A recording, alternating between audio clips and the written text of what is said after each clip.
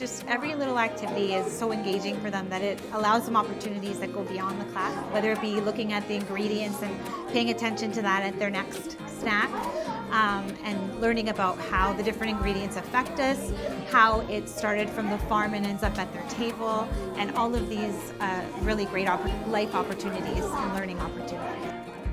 So in here will be tomatoes. Both of these will be tomatoes, and one of them is starting to grow. Over here will be carrots. It's deep so we can see them grow. Here is basil, cilantro, and some rosemary. And these will be, some are soybeans, some are oats, and some is wheat.